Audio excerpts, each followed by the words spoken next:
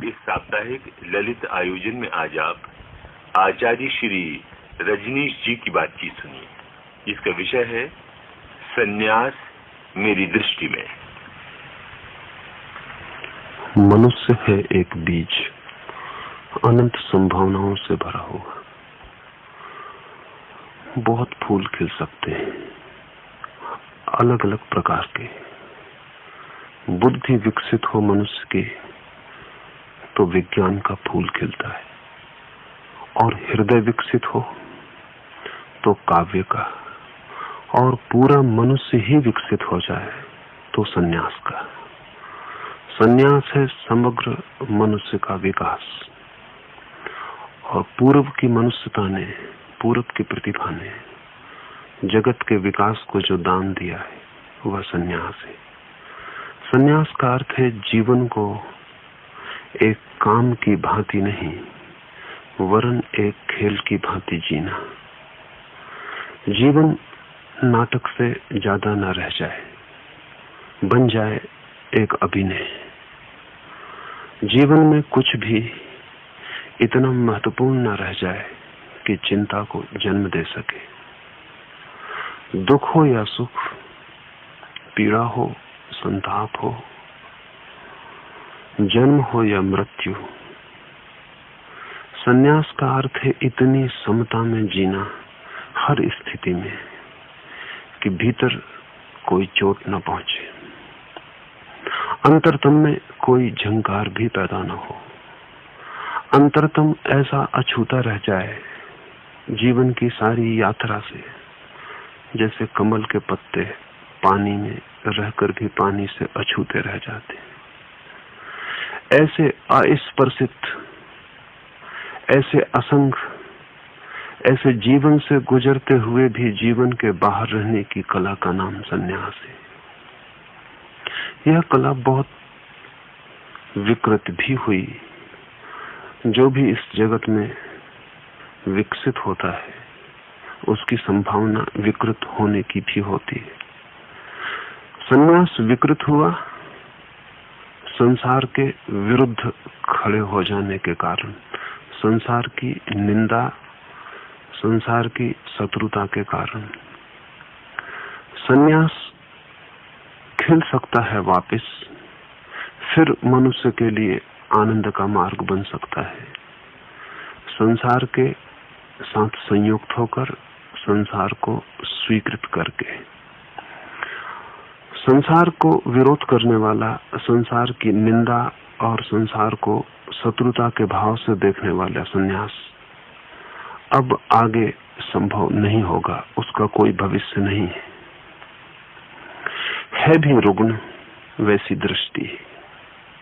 यदि परमात्मा है तो ये संसार उस परमात्मा की ही अभिव्यक्ति है। इसे छोड़कर, इसे त्याग कर परमात्मा को पाने की बात ही ना समझिए। इस संसार में रहकर ही इस संसार से अछूते रह जाने की जो सामर्थ्य विकसित होती है, वही इस संसार का पाठ है, वही इस संसार की सिखावन है। और तब संसार एक शत्रु नहीं वरन एक विद्यालय हो जाता है।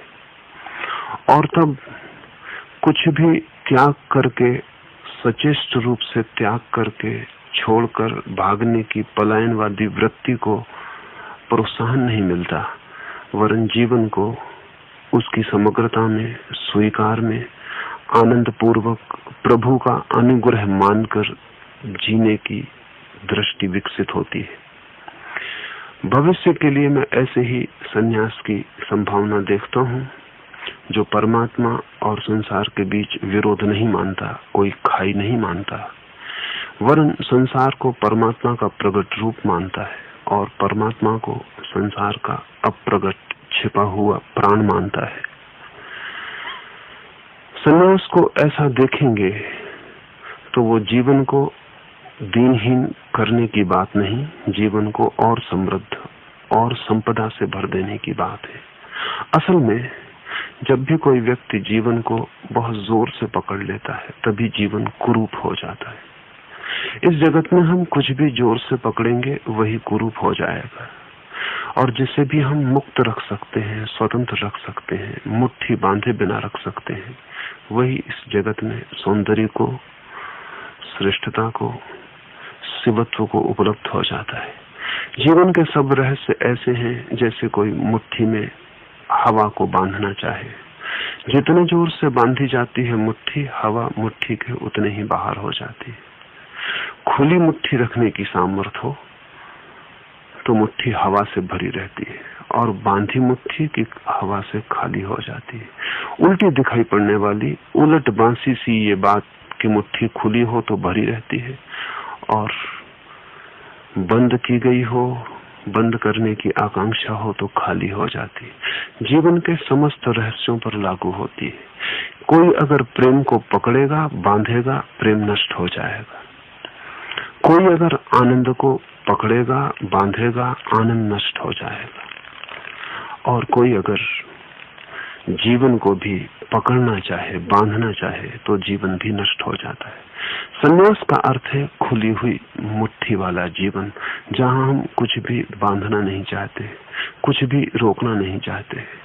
प्रवाह और सतत नए की स्वीकृति, और कल जो दिखाएगा उसके लिए भी परमात्मा को धन्यवाद का भाव।